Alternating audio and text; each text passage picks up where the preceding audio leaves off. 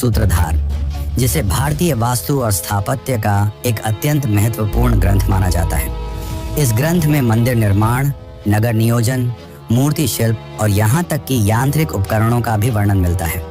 इसी तरह युक्ति कल्पतरु जैसे ग्रंथों में प्रशासन, नीति और व्यावहारिक बुद्धि पर गहन विचार दिखाई देते हैं।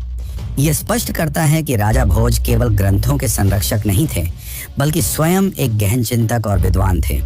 ज्ञान के साथ साथ राजा भोज ने अपने विचारों को धरातल पर भी उतारा। इसका सबसे भव्य उदाहरण है भोजपुर का शिव मंदिर, जो आज मध्य प्रदेश के भोजपुर क्षेत्र में स्थित है। यह मंदिर अधूरा होने के बावजूद अपनी विशालता और स्थापत्य के कारण आज भी लोगों को चकित करता है। यहाँ स्थापित किया जाने वाला शिवलिंग इतना विशाल था कि उसे अक्सर पूर्व का सोमनाथ कहा जाता है।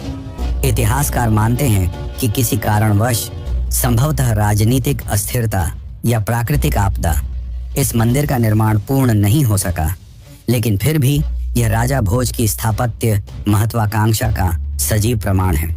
राजा भोज की इंजीनियरिंग दृष्टि केवल मंदिरों तक सीमित नहीं थी। उन्होंने जल प्रबंधन के क्षेत्र में भी असाधारण कार्य किया।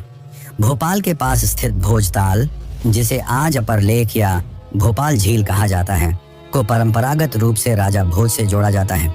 यह अपने समय की सबसे बड़ी कृत्रिम झीलों में से एक मानी जाती है। इतनी विशाल झील का निर्माण उस युग में करना, जब आधुनिक तकनीक उपलब्ध नहीं थी, राजा भोज की वैज्ञानिक समझ और प्रशासनिक क्षमता को दर्शाता है।